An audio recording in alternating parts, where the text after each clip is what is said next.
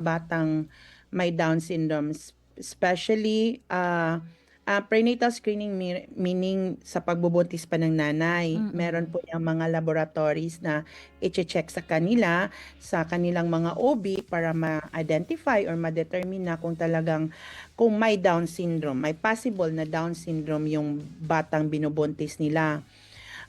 Pero sa pagpigil po, Mm. since it's a genetic condition and it's a spontaneous mutation, Mhm. wala po talaga tayong magagawa niyan. The most common, the identified risk factor lang so far is the maternal age. So as the mother gets older, yun po yung magtaas po yung risk factor na magkaroon ng batang may Down syndrome. Okay, kaya mahalaga rin para sa mga gustong magbuntis po, nagpapa-check up po talaga din sa kanilang OB, Yes Doc, po. 'no? Okay. Yes po.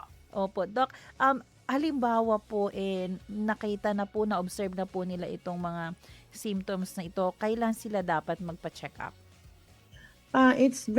It's very important na yung mga batang na-diagnose na by Down syndrome at saka na-confirm sa chromosomal testing, um, na magkaroon sila ng structured follow-up and monitoring.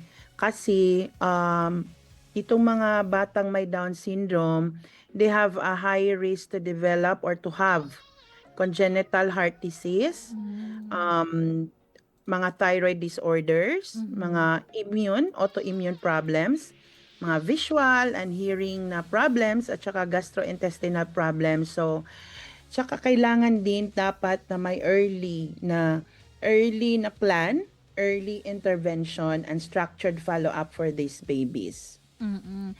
Kahit ganito po, Doc, 'no, yung nakikita nating mga possibility, like puwedeng magkaroon ng heart disease, thyroid problem at iba pa.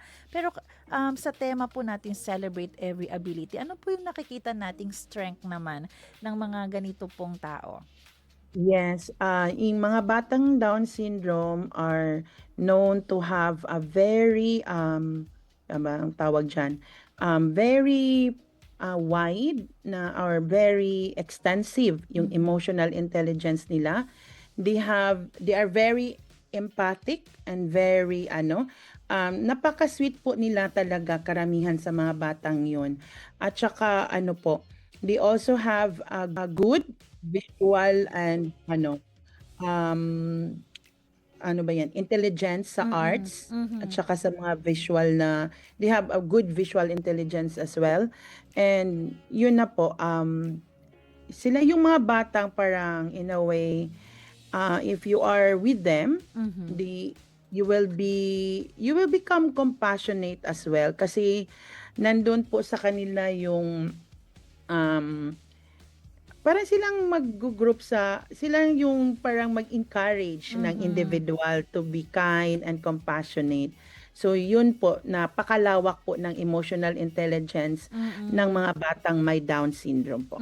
Ano po kaya explanation natin dito, Doc? Bakit po masasabi po ba natin mataas ang kanilang EQ, 'no, kahit ganito po ang Yes. kanilang situation? Ano po kaya, bakit, tsaka tama po kayo, na-observe natin magagaling po sila sa arts, sa mga painting. Ano po kayang dahilan nito, Doc? Actually, wala pa talagang explanation as Mm. to dahilan or cause kung bakit sila gano'n. Talagang let's put it na parang yun din yung gifts na pambawi sa kanila. So, parang yun ang binigay ng Diyos na Mm. gifts para sa kanilang mga individual or batang may Down syndrome. So, wala pa talagang explanation kung bakit mas ganun ang binigay sa kanila. So, gaya po ng team natin, ang ability naman ng each individual is a very varied range. Mhm. So, kanya-kanyang kakayahan tayo. So, i-celebrate natin 'yon. Yan. At Doc, pwede nyo rin po ba kami dalhin doon sa paano po ang treatment natin sa mga batang ito? Doon po sa medical side po, paano po ba natin sila inaalalayan dito? Pag magkasakit na sila, yung magkaroon pa ng ibang comorbidity, paano po, Doc? Sige. Gaya ng sabi ko kanina, ang mga batang may Down syndrome dapat structured yung follow-up and monitoring kasi nga because of the risk factors mentioned. Very crucial din yung early na intervention kasi ang early intervention with physical therapy, occupational therapy, and Mhm. speech therapy will really go a long way, and it will really affect the long-term outcomes kasi nga um, yung brain natin kahit na Down syndrome yan sila, parehas lang po ng brain ng mga batang kagaya batang walang Down syndrome. So yung brain din is pag early yung intervention, mas maganda yung learning, mas maganda yung catch up nila. So kailangan natin nun the therapies will really improve the motor and cognitive development. It supports independence. So, napakalaking bagay po nun. At saka for the risk factors or the comorbidities of um, children with Down syndrome, so yun, kailangan mag-follow up kung ano man yung comorbidity na ma-identify from the start, like kung may defect sa heart or may congenital heart disease sila, kailangan nilang magpa-check up agad-agad with a pediatric cardiologist. Kung may problema sa vision or sa hearing, kailangan nilang magbisita sa ophthalmologist or ENT. So, kung may problema naman, from the start, ma-identify na may problema sa gastrointestinal, kailangan nilang kumonsulta din sa either pediatric gastroenterologist or kung surgical po yun, kailangan nilang bumisita sa isang pediatric surgeon. So, yun po. Mhm. Pero sa pediatrician po, yung pediatrician po yung parang captain of the ship. Kasi Mhm. siya yung unang nakakakita sa bata from the start, pagkasilang-silang niya. So, ang pediatrician po yung in charge sa follow-up and monitoring and for proper na referral to appropriate specialist depending on the need of the child.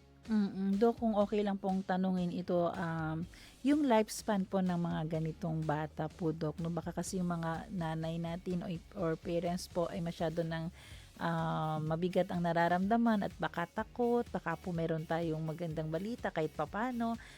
Paano po bang lifespan po nila? So, ang lifespan po ng mga batang Down syndrome noong una, para kasing binabaliwala natin kasi we have this notion Mm. or beliefs na hanggang doon lang sila. Yan lang yan. Ano na yan? Down syndrome kasi yan. So, hanggang doon. But still, yung lifespan depends on the comorbidities na Mhm. nandyan sa bata. At saka depende din po sa support ng family at saka sa early na intervention. So, may mga batang Down syndrome naman na they grow older as Mhm. old as 60 years old. Hmm. So, depende pa rin po kung may comorbid sila na hindi nako-correct. So, 'yun. So, kaya ganun po kaimportante ang early intervention. Mhm. Yung fear din po baka magastos po ba daw ito, Dok? Paano po ba sila pag sa ZCMC? Pag sa CCMC po, wala pong bayad po 'yun lahat. So, depende din po kung gaano ka-morbid or Mm. gaano ka-severe yung, comorbid condition ng isang bata. Mhm. Dito po sa ZCMC may mga cases po tayo na ganito, Dok? Marami pong Down Mhm. syndrome cases kasi nga ito yung pinaka-most common na chromosomal abnormality sa buong Mhm. mundo, eh. So, marami din. So, meron na ring mga adults na Down syndrome. Mhm. Meron din po ba tayo, Dok, mga iilang misconception po about Down syndrome? Ayun na nga, yung gaya ng sabi ko, so the most common na misconception is they cannot learn and they Mhm. cannot live fulfilling lives. Mhm. So, yun po yung most common. Kaya, nung unang panahon, pinapabayaan na lang sila na wala nang ginawang intervention dahil hanggang dyan lang sila. Pero hindi na po yan siya ngayon kasi kaya nga nandito yung National Down Syndrome Consciousness Month, no? Para maipabahagi natin sa publiko na hindi na po ganyan kasi nakikita naman po natin ngayon na marami na tayong mga adult Down syndrome who are working. So, gaya ng sabi ko, they can also learn and they can live meaningful lives and fulfilling lives as well. So, yun po. Mhm. Um, yun dapat natin i-correct at dapat nating i-keep in mind na pwede din silang mamuhay gaya ng natin, Mm. gaya ng mga taong walang Down syndrome. Ayan. Ito po, Doc, they all look exactly the same. Ganyan po ba sa Down syndrome, Doc? Yes, kaya gaya ng sabi ko, they have the same mutation na Mm. extra copy ng chromosome 21. So that Mhm. genetic material made them look like that. So ganun po. Kaya medyo paris-parihas talaga yung mukha nila. Although may features naman ng parents na nandyan din sa kanila. So Mhm. ganun po.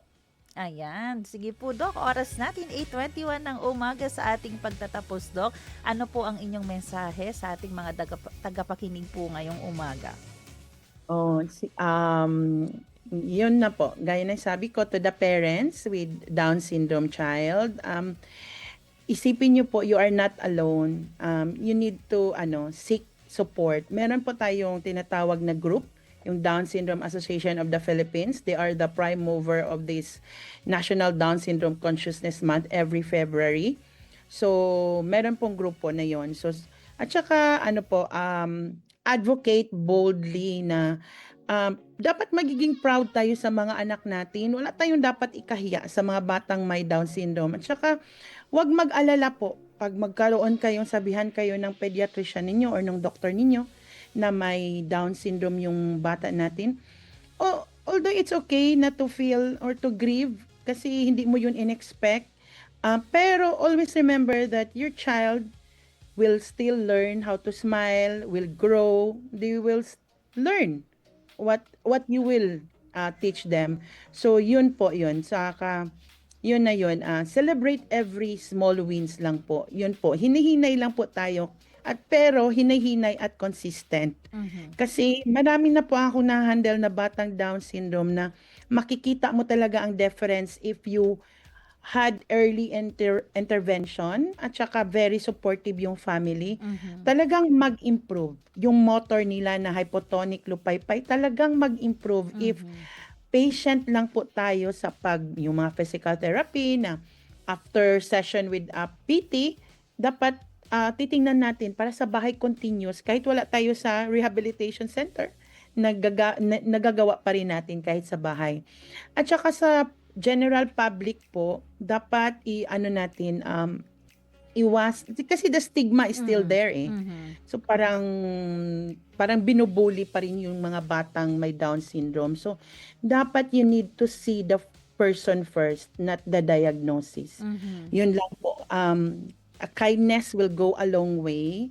So, tsaka yung acceptance natin sa mga batang may Down syndrome. At tsaka, hopefully, yung government natin Mhm. magkaroon ng parang very supportive na education system for children with Down syndrome na may isang specific inclusive na classroom kung saan very supportive yung teachers para po sa mga batang may Down syndrome at saka sana mag-open more yung mga institutions or organizations to accept working adults with Hmm. Down syndrome. So Oh, yun po. okay. So, dahil po pala pwede yung mga may Down syndrome ay makapag-work po pala, Doc, 'no? Yes po, marami, Hmm. maraming yung very active na advocate na may Down syndrome. She's an actress, she's a model. Ay, yes, So, oo. yes, nakikita niyo po yon siya. Oh, Opo, so tama po. she's working po. Yun, meron din namang Down syndrome na teacher na po siya ngayon. At saka, Mm. nagti-teach din po siya talaga sa mga special kids. So, yun po. So, sana open lang po tayo sa mga taong ito. Kasi adult na most of them eh. Yung, lalo na yung walang severe na comorbidity like mga congenital heart defects. So, yun, nag-aaral talaga sila. Kaya po 'no, parang And they're na-realize. professionals. Yes po. Yes po, na-realize ko talaga ngayon para po magkaroon din ng parang sabihin natin normal life ang isang taong may Yeah. Down syndrome, mag-uumpisa po talaga ito sa mga magulang. Una, Yes. acceptance, and then support. Lakasan po ninyo ang inyong loob dahil sa inyo po huhugot din ng lakas ng loob ang bata, at para maging normal po siya, magkaroon ng functionality po like yung kanyang motor. And then makikita natin with right support from the government. Tama po kayo, Dok, no? Sana magkaroon ng specific na inclusive classroom for them, at may mga trained teachers tayong mailagay dyan. Ito ay panawagan din sa ating DepEd, no, Department of Education, na bigyan sila ng special paano ba to, classroom treatment, Yes po. class po para sa Yes, kanila, ma'am. para sabay If I sa may cut, no? yes Oo. po. Ano kasi ma'am, dapat ito din natin keep in mind, Mm. the the the cognitive ability ng isang batang may Down syndrome is Mm. very varied, no, ang range. Pero the most common naman kasi na learning disability is mild lang talaga yung cognitive disability nila. So Oo. dapat yun yung tandaan natin na, so ibig pong sabihin nun, talagang nakaka-learn po yung mga batang may Down Pwedeng syndrome. Hindi makahabol. sila, oo, pwedeng maka-catch up talaga. So hindi Mm. po sila yung severe na mental Yes. retardation. Okay. Very mild lang po yung learning disability nila.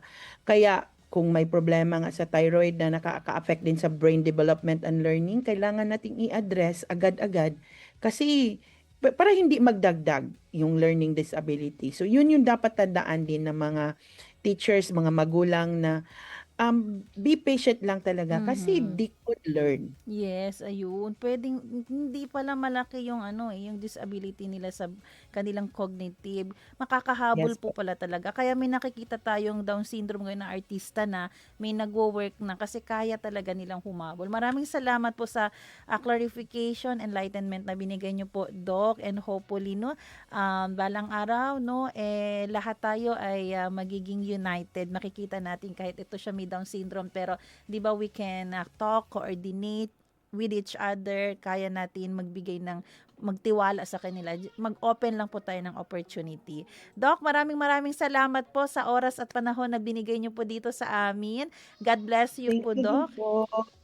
Yes, Thank you din po. ayan, at ayan, no, sabi din dito, good morning, May and Dr. Mirasol. Ayan, maraming salamat po kay Ate Thank you Edna po. Marcelo na nag-comment sa atin. Ayan, at syempre, gusto ko rin po i-promote, no, ang ating program Family Matters Saturday edition. Ito po yung for families with special needs. Kaya makinig rin po kayo every Saturday sa ating programang Family Matters. 9:30 a.m. pa rin, no? Okay, 9:30 a.m. to 10:30 a.m. Muli, maraming salamat sa ating mga tagapakinig sa radyo at Facebook, sa ating naging guest ngayon. Maraming salamat sa ating radio technician, Kuya Romel Paulino. Abangan niyo po ang susunod na programang Serbisyong OFW Family Matters at Radyo Sinkauman. Magkarinigan po tayo muli dito, alas 7 ng umaga bukas. Ako po si Sarah May Tulabing, nagpapaalalang posible ang pagbangon at pagbabago. Tayo po ay maging bahagi ng solusyon ngayon. Sama-sama tayong umaksyon dahil oras na Zamba Sulta.